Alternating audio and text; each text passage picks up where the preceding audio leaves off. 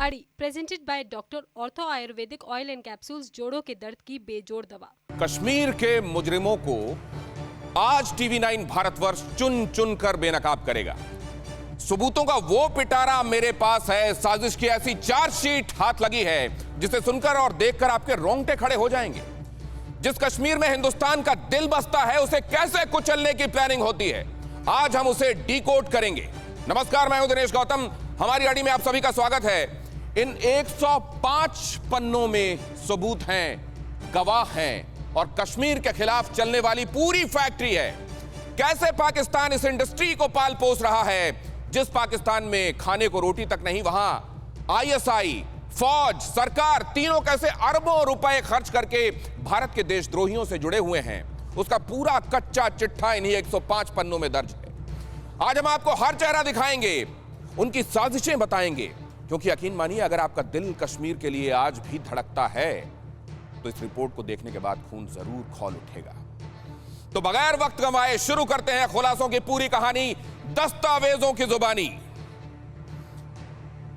कश्मीर पर एक्सक्लूसिव खुलासा क्यों, सबसे पहले यह जान लेना बहुत जरूरी है। कश्मीर के खिलाफ एक पूरी इंडस्ट्री पनप रही है, कॉन्फ्लिक्ट इंडस्ट्री, वो इंडस्ट्री जिसको आप घावों की तरह समझ सकते हैं। मसलन वो मक्खियां जो घावों पर उड़कर ही जिनकी जिंदगी बनती और बचती है, उसी तरीके से समझ लीजिए इस कॉन्फ्लिक्ट इंडस्ट्री में वो लोग हैं जो इसी पर पनपते हैं, इसी पर थ्राइव करते हैं। पुश्तैनी धंधे की तरह कश्मीर विरोधी फैक्ट्री चलाई जा रही है। कश्मीर विरोधी फैक्ट्री में खरबों रुपए खर्च हो रहे हैं। आतंक से लेकर साइकोलॉजिकल ऑपरेशंस तक, साई ऑप्स तक के हथियार इस्तेमाल किए जा रहे हैं। ये रिपोर्ट किसकी है, यह भी जान लेना जरूरी है। ओपन सोर्स इंटेलिजेंस के हवाले से बनी हुई यह रिपोर्ट है। रिपोर्ट को डिसइंफो लैब की टीम ने तैयार किया है। डिसइंफो लैब मतलब वो लैब जहां डिसइंफॉर्मेशन, फेक न्यूज, ये प्रोपेगेंडा बर्स्ट किया जाए और जेन्युइन चीज आप तक पहुंचाई जाए। दुनिया के फेक न्यूज और डिसइंफॉर्मेशन के खिलाफ रिपोर्ट बनाने वाली टीम फंडिंग के तरीकों पर निगाह रखती है। डिसइंफो लैब की इसका हर एक नतीजा सोर्स कोट करके बताया जाता है। इसमें जहां पर भी जो भी बात मेंशन्ड है उसके साथ सोर्स भी कोटेड है, और वो सोर्स ओपन सोर्स इंटेलिजेंस के तहत है। मतलब ये कि वो पब्लिक डोमेन में है, अगर आप चाहें तो उसको रेफर कर सकते हैं खुद भी। घुटना, कंधा या कमर, चाहे जैसा हो दर्द, डॉक्टर ऑर्थो आपको देता है दर्द से पूरी आजादी, एक भरपूर जिंदगी। ये कोई टेम्परेरी पेन किलर नहीं, आयुर्वेदिक औषधि है। और अगर ऐसा है और पब्लिक डोमेन में जो जानकारी उपलब्ध है उसको एक जगह इकट्ठा करके उसका पैटर्न स्टडी करके जो खुलासा किया गया है वो अगर सच है, तो ये बेहद चौंकाने वाली रिपोर्ट है। ये बताती है कि कैसे कश्मीर के नाम पर, ह्यूमन राइट वायलेशंस के नाम पर वो किया जा रहा है जो असल में उनको अपने पालने पोसने के लिए पैसे मुहैया कराता है, टेररिस्ट को फलने फूलने के लिए जमीन मुहैया कराता है, और पाकिस्तान को वो एजेंडा देता है जहां वहां की सरकारें अपनी नाकामियों को छिपाकर कश्मीर की तरफ ध्यान डिस्ट्रैक्ट कर सकती हैं। वहां की आर्मी को वो फंड मुहैया कराता है जिससे वहां की आर्मी सिविलियन गवर्नमेंट पर अपनी सुपरमेसी साबित किए रह सकती है। ये सब क्या है, आज इस रिपोर्ट के जरिए आप देखेंगे। ये रिपोर्ट है Kashmir Inc, a conflict industry, the industry which thrives on these conflicts, जो कश्मीर में जानबूझकर पैदा किए जाते हैं, पाले पोसे जाते हैं, अगर नहीं होते हैं तो गढ़े जाते हैं। एन ओसेंट डोजिया बाय डिसइंफो लैब, अगस्त 2021। ये लेटेस्ट रिपोर्ट जो कल ही लोगों के लिए बाहर उपलब्ध कराई गई है, उसको सबसे पहले आपके सामने टीवी9 भारतवर्ष लेकर आया है। ओपन सोर्स इंटेलिजेंस के हवाले से बनी रिपोर्ट। ये रिपोर्ट कितनी अहम है और इसमें कौन कौन से किरदार हैं, इसको किसने तैयार किया है, ये मैंने आपको बताया। और अब आपको ये देखना जरूरी है कि इससे जुड़े हुए मुख्य किरदार कौन है। कश्मीर विरोधी वो दो किरदार आपको समझ लेने जरूरी हैं जिनके इर्द गिर्द 1970 से यह पूरा वाकया घूम रहा है। 1970 से यह पूरा वाकया न सिर्फ हिंदुस्तान से बल्कि बाहर की जमीन से, अमेरिका से, यूनाइटेड किंगडम से, और जब यूरोपियन यूनियन से नेताओं को पकड़कर अपने एजेंडे को टो करवाया जाता है इन लोगों की तरफ से, तो इनकी कॉन्स्पिरेसी और भी बड़ी हो जाती है। यहां पर दो चेहरे आप जो देख रहे हैं, ये हैं इसके मुख्य सूत्रधार। इसमें आपको गुलाम नबी फाई नजर आ रहे हैं और अयूब ठाकुर नजर आ रहे हैं तो दोनों कश्मीर के। एक बड़गाम के हैं और एक शोपियां के हैं। एक ने एमए की पढ़ाई की है हिंदुस्तान ने और इन्होंने अलीगढ़ मुस्लिम यूनिवर्सिटी से पढ़ाई की। दूसरे ने न्यूक्लियर फिजिक्स में पढ़ाई की, कुछ दिनों तक हिंदुस्तान में सर्व भी किया, भाभा एटॉमिक रिसर्च इंस्टीट्यूट में भी गए वो। लेकिन उसके बाद जब ये उनको लगने लगा कि देश विरोधी गतिविधियों के संदर्भ में अब एजेंसीज को उनके कामों की भनक लगने लगी है, तो दोनों ही विदेश चले गए। सबसे पहले गुलाम नबी फाई विदेश गए और उन्होंने वहां से रस्सी फेंकी अयूब ठाकुर के लिए। गुलाम नबी फाई पहले गए सऊदी अरेबिया और वहां से ये राह अपने लिए प्रशस्त की कि वो जा सके यूनाइटेड स्टेट्स ऑफ अमेरिका, और अयूब ठाकुर को कहा कि तुम यूनाइटेड किंगडम चले जाओ। खुद काम संभाल रहे थे लॉबिंग का, एजेंडा टोइंग का, नैरेटिव बिल्डिंग का और फंड्स को लाने का और उनको टेररिस्ट तक पहुंचाने का, फनल करने का काम छोड़ दिया गया था अयूब ठाकुर पर। और अब गुलाम नबी फाई आपको हर उस जगह पिवोट में मिलेगा, केंद्र में मिलेगा, मुख्य लिंचपिन के तौर पर मिलेगा जहां कश्मीर विरोधी गतिविधियां अंजाम दी जा रही हैं। और अयूब ठाकुर की अब नेक्स्ट जनरेशन, मुजम्मिल अयूब ठाकुर, इसको जनरेशन इसको अब अंजाम दे रहे हैं। ना जाने कितने ऑर्गेनाइजेशन इन्होंने कश्मीर के नाम पर फ्लोट किए हैं। और इतने सारे ऑर्गेनाइजेशंस फ्लोट करने का मकसद आप जानते हैं क्या है? ताकि इतने ऑर्गेनाइजेशंस के नाम पर एजेंडा पुश किया जा सके, इतने ऑर्गेनाइजेशंस के नाम पर पैसे इकट्ठे किया जा सके, पाकिस्तान की आर्मी से, आईएसआई से, वहां की गवर्नमेंट से, दुनिया भर की और उन जगहों से जहां से ये पैसे इकट्ठे कर सकते हैं, ज़कात के नाम पर पैसे उठाकर और फिर उनको टेररिस्ट तक पहुंचाने का काम भी इन ऑर्गेनाइजेशंस में से कई के द्वारा किया जाता है। तो समझ लीजिए कि ये कॉन्स्पिरेसी कितनी बड़ी है। अगर इस रिपोर्ट के हवाले से आती हुई इन खबरों पर और इन बातों को आप समझेंगे तो आज पूरी रात आप सो नहीं पाएंगे। भारत मां का सिरमौर, भारत मां का मुकुट, कश्मीर, कश्यप ऋषि, उनकी जमीन, उसके साथ क्या क्या हुआ है अगर आप ये समझेंगे तो आपके पैरों तले जमीन निकल जाएगी। और यकीन मानिए इस देश में रहने वाले कई लोग ऐसे हैं, ये दुर्भाग्य है, इस देश में रहने वाले कई लोग ऐसे हैं जिनसे जब आप अगर इसके बारे में बात करें तो आपको सुनाई देता है तो फिर क्या हो गया? तो फिर यह हो गया कि अब हिंदुस्तान को सतर्क रहना पड़ेगा। आरती टिक्कू जी, विदेश मामलों की जानकार, कल हमारे साथ इसी वक्त चर्चा में मौजूद थी और उन्होंने इशारा किया था कॉन्फ्लिक्ट इंडस्ट्री पनप रही है, अभी तो सिर्फ टिप ऑफ द आइसबर्ग है, उनका इशारा था। अगर आप देखेंगे तो यूनाइटेड स्टेट से लेके, हिंदुस्तान से लेके बॉलीवुड तक इसके तार मिलेंगे और आखिरकार वो तार इस किताब की शक्ल में आज हमारे सामने, उनके पास हम जाएंगे। मेजर जनरल रिटायर्ड ए के सिवाज, डिफेंस एक्सपर्ट हमारे साथ जुड़ रहे हैं। कल हमारे साथ जनरल सिन्हा थे, उन्होंने कहा था कि you just open the cupboard, now so many skeletons you will see tumbling out, और स्केलेटन्स बाहर आने लगे हैं। हमारे साथ जुड़ रहे हैं रोहित, जिनकी रिपोर्ट आपने कल देखी थी अमेरिका से, और उन्होंने कल आपको यह बताया था कि कैसे एक लेडी हिंदुस्तान आई, 10 साल रही, यहां से जानकारी जुटाई और उसने वहां जाकर हिंदुस्तान के खिलाफ लॉबिंग करने का काम शुरू किया है। लेकिन एक बार फिर से मैं आपको इधर इस जानकारी की तरफ लेकर आता हूं। उस किताब में 105 पन्ने, हर एक पन्ना हिंदुस्तान के खिलाफ साजिश की गवाही देता है। लेकिन उससे पहले जरा देख लीजिए ये मुख्य बात, कश्मीर कनेक्शन, इसको देखना बहुत जरूरी है। और यहां पर अगर देखेंगे ये तमाम चेहरे इनकी तरफ से फ्लोट किए गए ऑर्गेनाइजेशन, इसको क्लोज करना पड़ेगा ताकि इनमें से कुछ चेहरे हिंदुस्तान की जनता ध्यान से देख सके, क्योंकि हम में से अधिकांश इनके नाम के बारे में, इनके चेहरों के बारे में अभी अनभिज्ञ हैं। लेकिन ये हमारे देश के खिलाफ कितनी बड़ी साजिश कर रहे हैं वो इस रिपोर्ट के हवाले से आपको बताता हूं। जरा यहां पर देखिए कश्मीर कनेक्शन, यहां देखिए आप, गुलाम नबी फाई आपको हर एक इस तरह की एक्टिविटी के सेंटर में मिलेगा। इसकी भूमिका कितनी विस्तृत है और यह कितना खतरनाक है हिंदुस्तान के लिहाज से, अब मैं आपको समझाना शुरू करता हूं। आप कहीं पर भी देखें, कहीं पर भी देखें, एक तीर इनसे आकर मिलेगा अगर कश्मीर में भारत विरोधी एक्टिविटीज की बात आप कर रहे हैं। आप देख लीजिए कश्मीर अमेरिकन काउंसिल, एक्चुअली यही उसको फाउंड करने वाले फाउंडर मेंबर्स में से एक।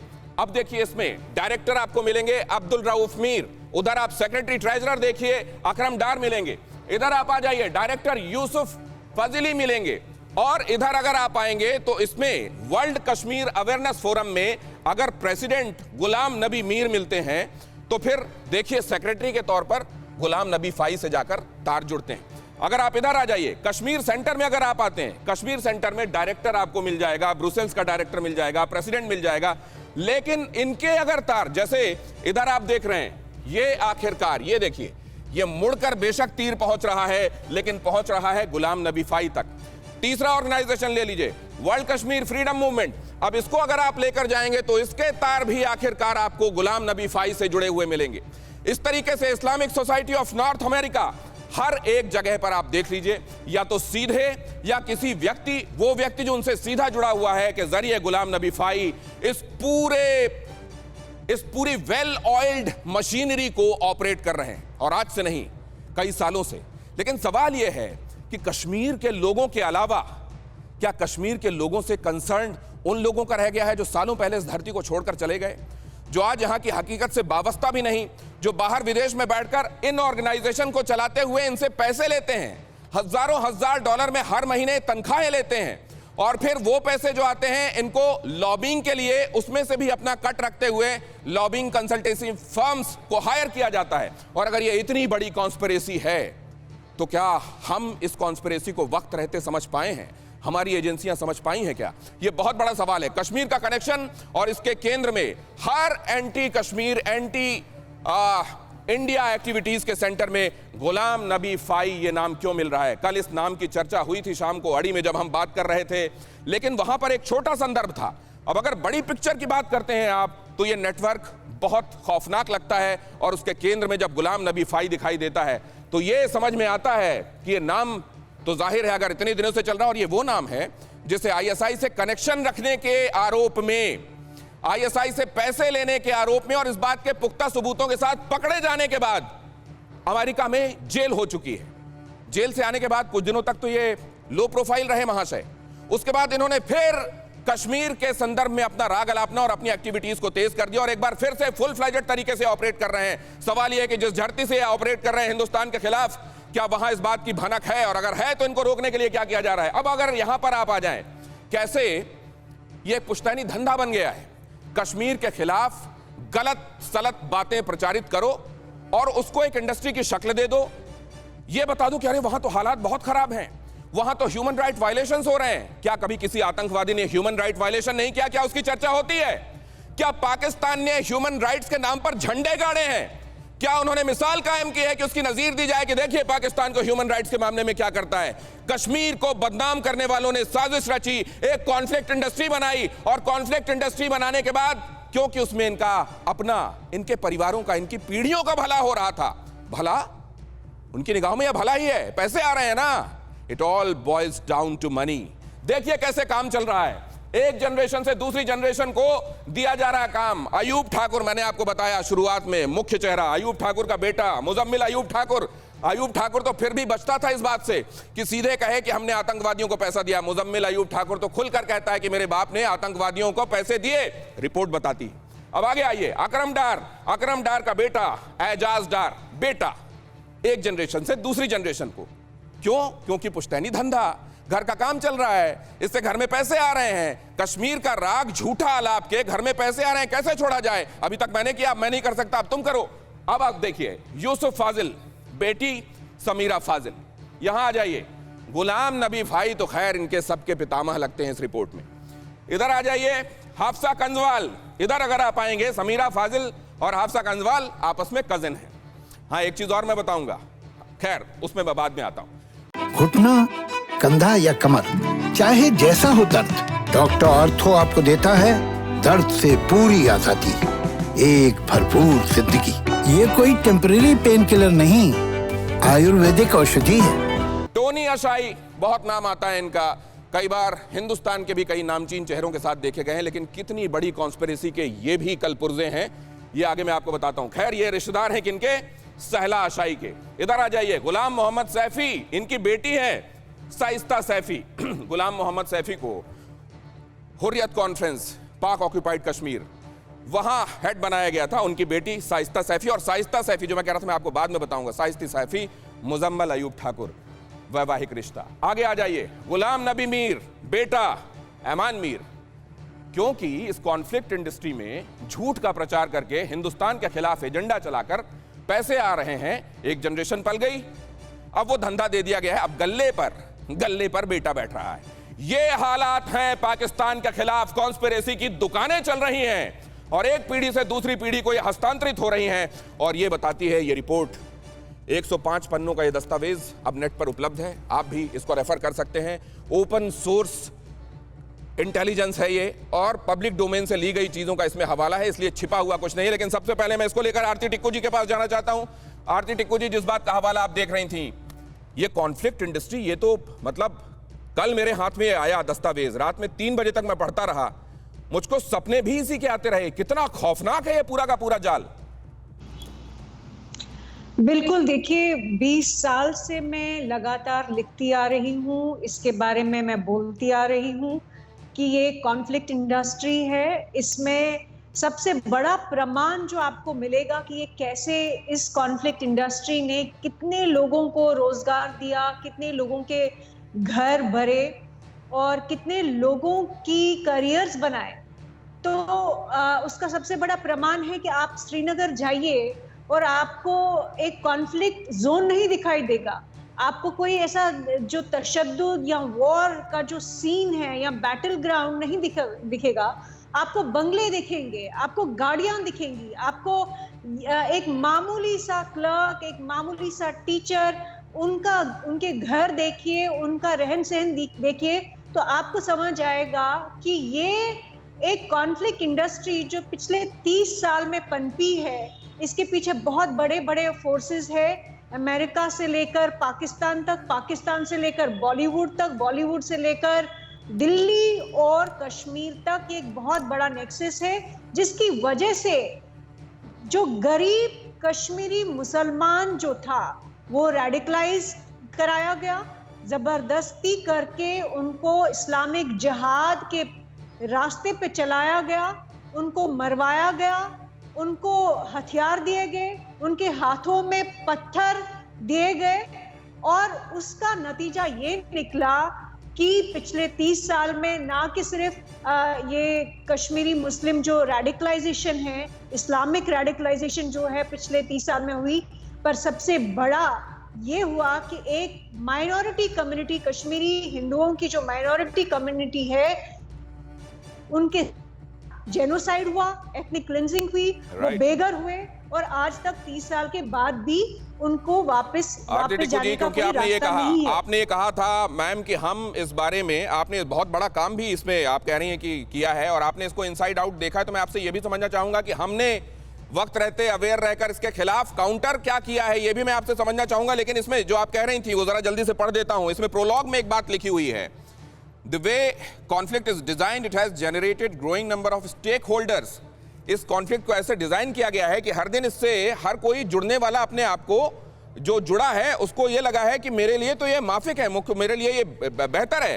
From set of families to गोरा पॉलिटिशियंस, इसमें फैमिलीज तो इन्वॉल्व हैं ही, कई गोरे पॉलिटिशियंस को भी पकड़ा गया है ताकि कही हुई बात में वजन लाया जा सके। To the Pakistani establishment in a manner that it would be useful for them to keep the conflict in perpetual flux.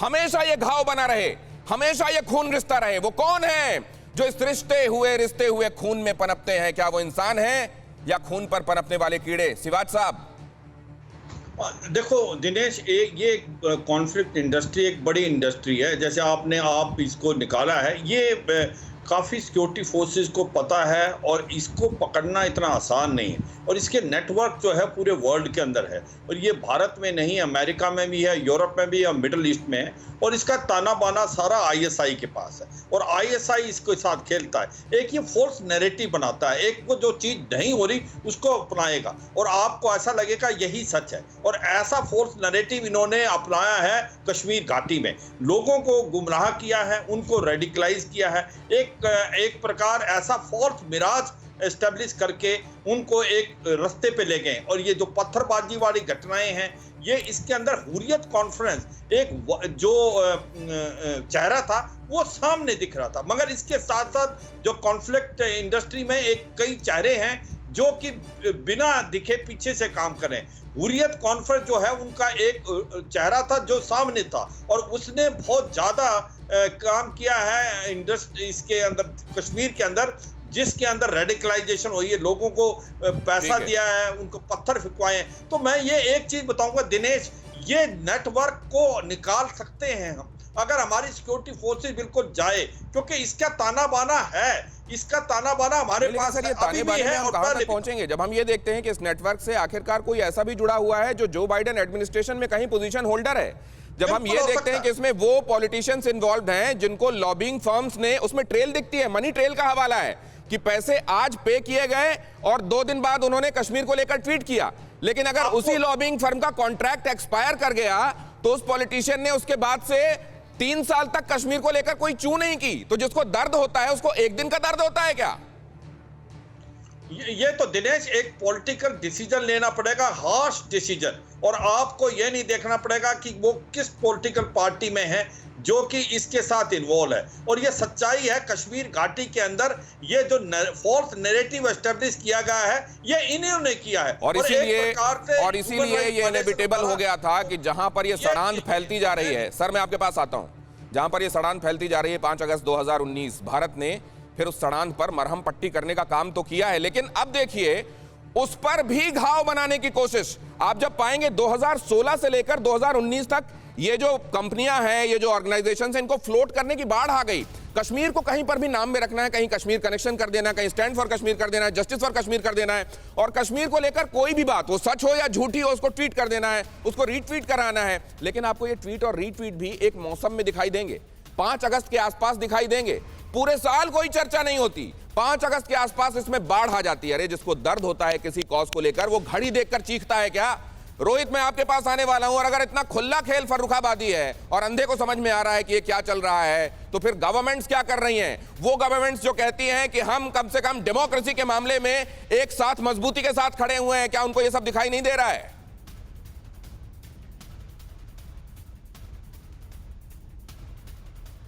Rohit मेरा सवाल आपसे था। सॉरी मुझे लगा तो देखिए दिनेश, क्योंकि ये सेकंड जनरेशन और थर्ड जनरेशन अमेरिकन पाकिस्तानी है, तो ऑब्वियसली ये इस चीज का फायदा लेते हैं कि फ्रीडम ऑफ स्पीच का फायदा लेते हैं। और जिस तरह की ऑर्गेनाइजेशंस बनी हुई हैं, जैसे आपने नाम दिया जस्टिस फॉर कश्मीर या American for Kashmir foundation, friends of Kashmir और फ्री कश्मीर, तो आप अगर देखेंगे तो these are second generation American citizen who are Pakistani origin के, और इन लोगों के पास ऑब्वियसली फ्रीडम ऑफ स्पीच में ये राइट है कि ये इस तरह के ऑर्गेनाइजेशंस बनाए।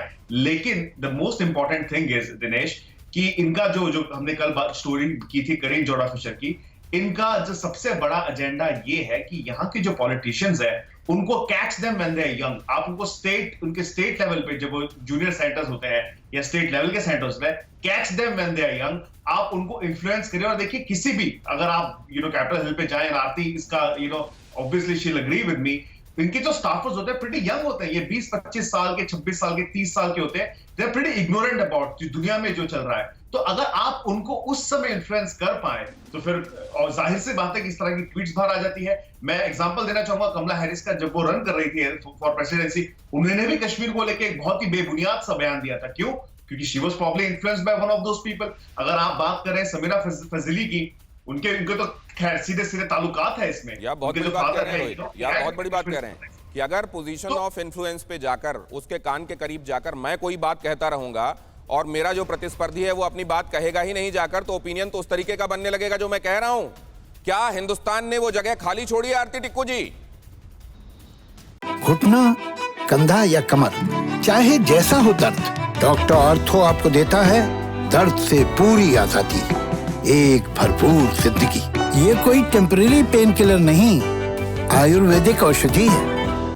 बिल्कुल। देखिए, मैं यूएस कांग्रेशनल हेयरिंग में जब मैंने कहा था कि international media, specially American western media जो है, उनका पूरा आप कश्मीर पे जो फोकस देखिए, आप उनका कश्मीर पे जो ओपिनियन है वो ना कि सिर्फ डिस्टॉर्टेड है, लेकिन वो पाकिस्तानी लाइन है। वो पाकिस्तान की जो लाइन कश्मीर पे है उसी लाइन पे चलते आ रहे हैं 1947 से, और पिछले 30 साल में उन्होंने टेररिज्म को, इस्लामिक जिहाद को जस्टिफाई किया है कश्मीर पे, जहां तक कश्मीर की बात आती है। लेकिन अलकायदा अगर अमेरिका अटैक करता है या अमेरिका के अगेंस्ट जो इस्लामिक जिहाद ने पिछले 20 साल में किया, जितने भी उनके एसेट्स थे, जितने भी उनके इंटरेस्ट थे मिडिल ईस्ट में, साउथ एशिया में, जहां जहां अमेरिका को अटैक हुआ, वहां अमेरिका कभी, अमेरिकन प्रेस, अमेरिकन मीडिया जो है उस पे हमेशा उसको इस्लामिक टेररिज्म का नाम ही दिया। लेकिन जब कश्मीर और इंडिया की बात आई तो उस वक्त अमेरिका ने, अमेरिकन प्रेस ने, अमेरिकन स्टेट ने उसको ह्यूमन राइट्स का इशू बनाया। बिल्कुल। और उसमें सबसे बड़ी गलती किसकी है? उसमें सबसे बड़ी गलती है इंडियन ब्यूरोक्रेसी की, इंडियन इंटेलिजेंस। मैं हमेशा से कहती आ रही हूँ, दुल्लत डॉक्ट्रिन जो थी कि जो अमेरिका का पॉइंट ऑफ व्यू कश्मीर पे था, उसको कभी हम लोगों ने काउंटर नैरेटिव नहीं दिया, उसको कभी हमने चैलेंज नहीं किया, क्योंकि वो सब झूठ बोल रहे थे, वो सब पाकिस्तान की लाइन ले रहे थे, इस्लामिक जिहाद की लाइन ले रहे थे। लेकिन दुल्लत डॉक्ट्रिन ने उस पर कोई फोकस नहीं किया, उल्टा उन्हीं के लोग, उनके एजेंट्स, हुर्रियत कॉन्फ्रेंस के एजेंट्स, जितने भी अमेरिकन एजेंट्स थे कश्मीर में, कल आपने जैसे बात की कैरन फिशर की, जैसे आपने बात की, वो किन की एजेंट थी? वो क्यों हिंदुस्तान में 10 साल, कश्मीर में उसने कैसे निकाले? दुल्लत डॉक्ट्रिन ने इन सारी चीजों को इग्नोर किया, ओवरलुक किया, क्योंकि कहीं ना कहीं ये कॉन्फ्लिक्ट इंडस्ट्री, कॉन्फ्लिक्ट एंटरप्रेन्योरशिप जो है, कई सारे लोगों ने इसमें अपने करियर्स बनाए, बिजनेसेस बनाए और बहुत ज्यादा वेल्थ एक्यूमुलेट की। तो मेरा कहने का मतलब ये है कि कहीं ना कहीं इंडियन स्टेट की कॉम्प्लिसेंसी, इंडियन स्टेट की रिस्पॉन्सिबिलिटी है, कॉम्प्लिसेंसी और उनकी रिस्पॉन्सिबिलिटी है। आरती टिक्कू जी, आपकी बात को यहाँ पर समराइज करते हुए आगे बढ़ना मेरे लिए आवश्यक है। जो आप कह रही हैं उसको एक लाइन में देखिए, प्रोलॉग में ये बात भी लिखी हुई है, उसमें लिखा हुआ है, Kashmir has become everyone's concern except of Kashmiris. Kashmir सबके लिए दिलचस्पी का सबब हो गया है, तमाम लोग स्टेक होल्डर्स हो गए हैं सिवाय कश्मीरियों के। कश्मीर के नाम पर अपना संबंध जो कश्मीर से बता रहे हैं, वो न जाने कितने दशकों पहले कश्मीर छोड़े हुए हैं और रैकेट चला रहे हैं, क्योंकि इस तरह की आग जलाकर उनको अपने हाथ सेकने हैं और ये हाथ सेकने वालों की तादाद गुजरते सालों में बढ़ती ही चली गई है। और अब क्या किया जाने वाला है, जरा इस पर भी। और दूसरी बात ध्यान रखिए, अपनी आवाज को क्रेडिबिलिटी देने के लिए इन्होंने क्या क्या किया है। मसलन इन्होंने कोशिश की है सेनेटर्स के जरिए अपनी बात कहलवाने की, उनसे ट्वीट करवाने की, यूरोपियन यूनियन में कुछ लोगों से संबंध बनाने की और वहां मेंबर ऑफ पार्लियामेंट को पकड़ने की, उनके जरिए अपनी बात कहलवाने की। इन्होंने यह तक कोशिश की कि लॉर्ड एक साहब हैं, उनके ऊपर क्या क्या आरोप है वो भी मैं आपको आगे बताऊंगा, उनको पकड़कर, वो ब्रिटेन से ताल्लुक रखते हैं, उनके ऊपर रेप तक के चार्जेस हैं। कश्मीर की महिलाओं के साथ ही उन्होंने दुष्कर्म करने की कोशिश की, ये चार्जेस हैं उन पर। लेकिन उनके जरिए भी उन्होंने ट्वीट कराए, उनको भी अपने नेटवर्क में शामिल किया, उनके जरिए कुछ इन्होंने मेंबर ऑफ पार्लियामेंट को पकड़ा वहां यूके में और उनके जरिए भी अपने ट्वीट्स कराए, अपनी बातें कहलवाई। तो आप देखिए कि ये इन्फ्लुएंस कैसे करते हैं, कैसे लॉबिस्ट का इस्तेमाल करते हैं। एक अहम खबर देख लीजिए, कश्मीर जलाने की साजिश में पाकिस्तान ने झोंकी ताकत। अमेरिका और लंदन से हो रही है कश्मीर के खिलाफ बड़ी साजिश। पाकिस्तानी लॉबिस्ट विदेशों से रच रहे हैं ये खौफनाक षड्यंत्र। कैसे हो रहा है ये? कश्मीर में खून खराबे के लिए लॉबिस्ट ने कैसी रणनीति बनाई है? युवाओं को बरगलाने के लिए कई पाकिस्तानी फर्म कर रहे हैं लॉबिंग। लॉबिंग कैसे होती है? कई लॉबी फर्म्स हैं, जैसा कल हम जिक्र कर रहे थे कि ये शब्द आया लॉबी से, होटल की लॉबी से। मसलन एक W होटल जो व्हाइट हाउस के और कैपिटल हिल के पास में है, वहां जाकर लॉबी में बैठे रहते थे ताकि जो इन्फ्लुएंसर्स हैं उनको पकड़ सकें, पॉलिटिकल इन्फ्लुएंसर्स, और उनसे अपनी बात, अपनी पॉलिसी के संदर्भ में लोग बातें करते हैं, वहां तक ठीक है। लेकिन इस तरह का कोई दुष्चक्र अंजाम देने के लिए आप लॉबिंग कर रहे हैं और उस लॉबिंग में आपको पैसा मिल रहा है ISI से, पाकिस्तान की आर्मी से, वहां के गवर्नमेंट से। वो पैसे दिए जा रहे हैं उन महानुभावों को जो वहां के पॉलिटिशियंस हैं। इससे क्या होगा? क्रेडिबिलिटी बढ़ेगी। क्यों? क्योंकि अगर कश्मीर का कोई सीधा व्यक्ति या पाकिस्तान को कोई व्यक्ति ये बातें कहेगा तो लोग समझ जाएंगे कि असल में क्यों हो रहा है। लेकिन अगर वही बात किसी सीनेटर से कहलवा दी जाए, यूरोपियन यूनियन से के किसी लीडर से कहलवा दी जाए, ब्रिटेन में किसी मेंबर ऑफ पार्लियामेंट से कहलवा दी जाए, तो उसमें क्रेडिबिलिटी आ जाएगी। क्रेडिबिलिटी का खेल, नकली क्रेडिबिलिटी जनरेट करने का खेल। इंडस्ट्री से जुड़े हुए खिलाड़ी एक वेल ऑयल्ड नेटवर्क चला रहे हैं। पाकिस्तान की सरकार, फौज, ISI, इनका सीधा समर्थन इनको मिलता है। विश्वसनीयता बढ़ाने के लिए इन्होंने लॉबिंग फर्म्स हायर की हैं। यूनाइटेड स्टेट्स, UK, EU के नेताओं के जरिए प्रोपेगेंडा पर समर्थन हासिल करते हैं। प्रोपेगेंडा फैलाने के लिए ISI खरबों रुपए झोंकती है।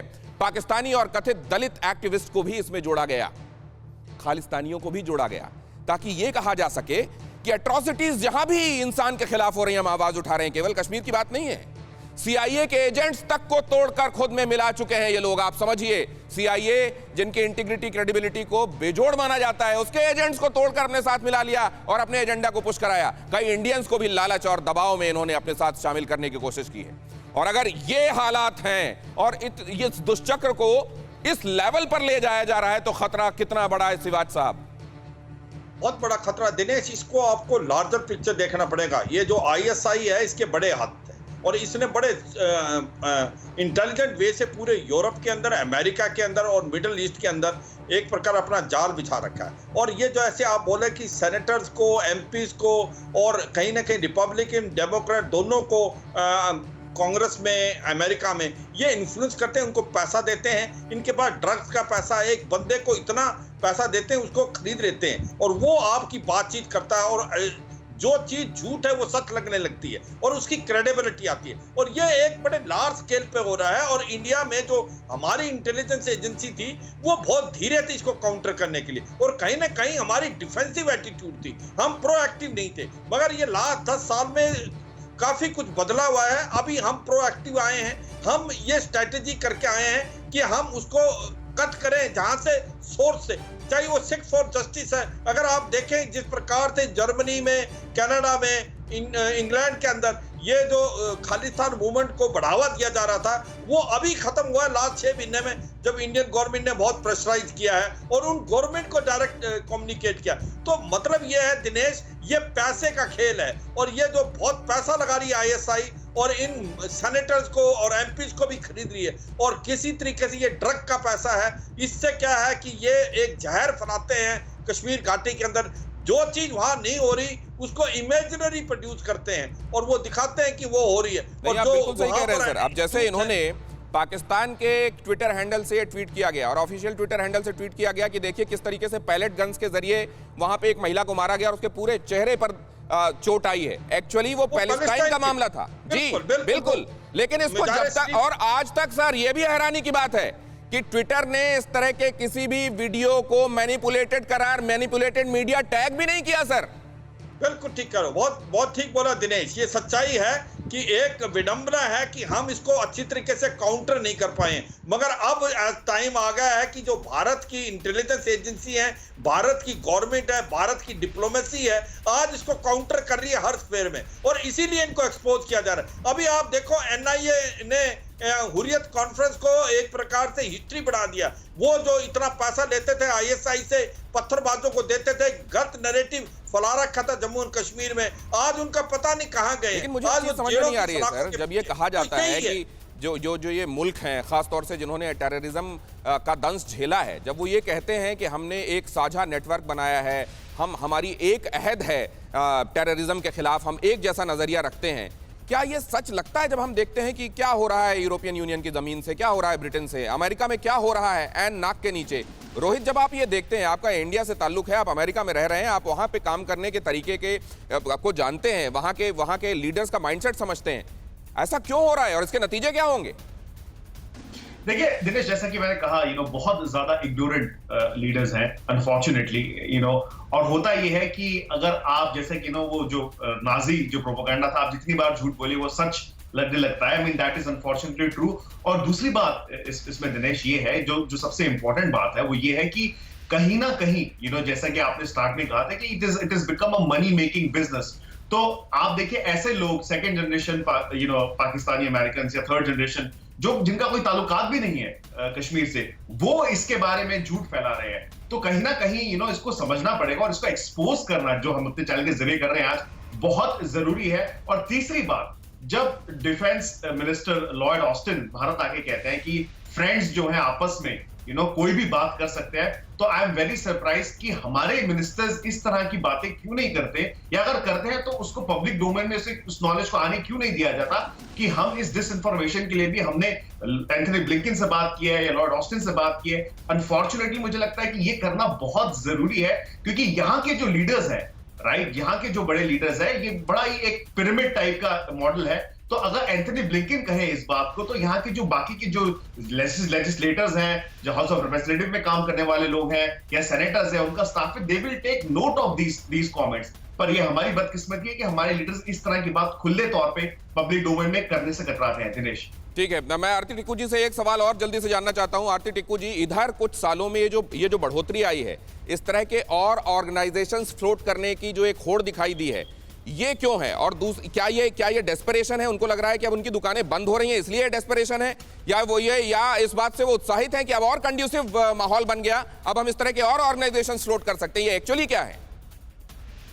देखिए, ये जो ऑर्गेनाइजेशंस बनी है ये इसलिए बनी है क्योंकि क्रैकडाउन तो इंडिया ने किया है। पिछले 3-4 साल में ही इंडिया ने बहुत ज़्यादा प्रेशराइज तो किया वर्ल्ड कम्युनिटी को। पाकिस्तान के खिलाफ जो पूरा जो टेरर नेटवर्क है उस पर कई सारे कदम उठाए गए। पाकिस्तान आज FATF के ग्रे लिस्ट में है, वो इसीलिए हुआ क्योंकि पिछले 4-5 साल में इस सरकार ने काफ़ी कोशिश की कि इस टेरर नेटवर्क को तोड़ा जाए। और उससे सबसे इम्पोर्टेंट जो इस टेरर नेटवर्क की जो फाउंडेशन है वो बिजनेस है, वो पैसा है। और ये पैसा कहाँ से आ रहा है? ये पैसा इलिसिट ट्रेड से आ रहा है, ये ओपियम ट्रेड से आ रहा है, ये अमेरिका के मिलिट्री इंडस्ट्रियल कॉम्प्लेक्स से आ रहा है, ये बॉलीवुड से आ रहा है। तो ये सारा जो जितना भी ड्रग्स, जैसे ड्रग्स एक बहुत ही बड़ा इसमें एक कॉम्पोनेंट है। तो इस टेरर नेटवर्क को तोड़ने के लिए गवर्नमेंट ऑफ इंडिया ने जो पिछले कुछ सालों में कदम उठाए, देखिए जैसे जमात इस्लामी को उन्होंने कश्मीर में बैन किया, JKLF को बैन किया, और कई सारे जो फाइनेंशियल क्रैकडाउन जो मुझको एक बात की हैरानी होती है मैम, आरती मैम, एक बात की हैरानी होती है कि क्या अमेरिका ने ये नहीं देखा कि ओसामा बिन लादेन के लिए उसको एबटाबाद जाना पड़ा था? क्या अमेरिका ने ये नहीं देखा कि 9/11 के पीछे किसका हाथ था? क्या अमेरिका को ये नहीं मालूम? क्या ब्रिटेन को ये नहीं मालूम? क्या यूरोपियन यूनियन को नहीं मालूम कि आज यूरोपियन यूनियन में आने वाले बहुत सारे देशों का हश्र क्या हो रहा है? वहां जो शरणार्थी गए थे वो क्या हश्र कर रहे हैं वहां पे? क्या इन बातों को समझने के लिए कोई बाहर से अक्ल चाहिए क्या इन बातों को समझने के लिए कोई बहुत स्पेशल बुद्धि चाहिए क्या सिवाज साहब? क्या ये खुद समझ, क्या अगर उसके बाद कोई लॉबिस्ट आके बोल दे नहीं ऐसा नहीं है, एक्चुअली इसकी जो तस्वीर है वो तो ऐसी है, तो उस पर ये लोग भरोसा कर लेते हैं?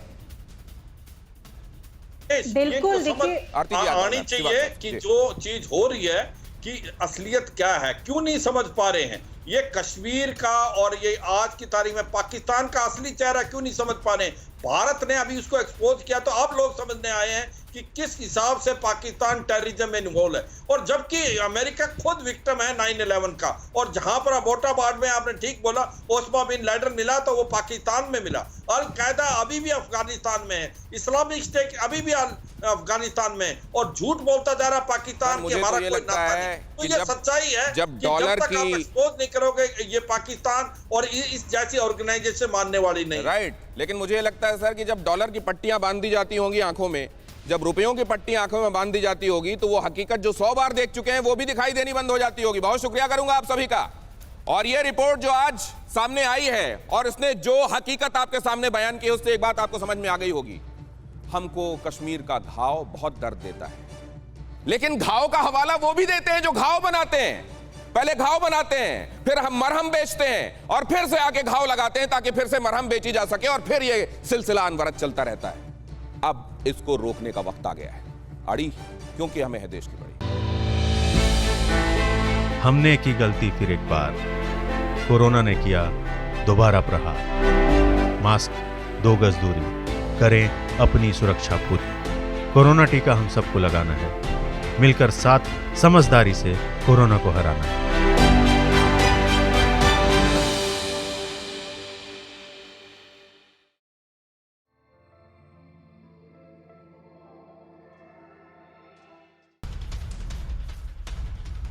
प्रधानमंत्री ने महिला हॉकी टीम की कप्तान रानी रामपाल को फोन पर बातचीत की। महिला हॉकी टीम के कोच से भी पीएम ने बात की। हार और जीत जीवन का हिस्सा, प्रधानमंत्री ने कहा। भारतीय महिला टीम की परफॉर्मेंस से गर्व।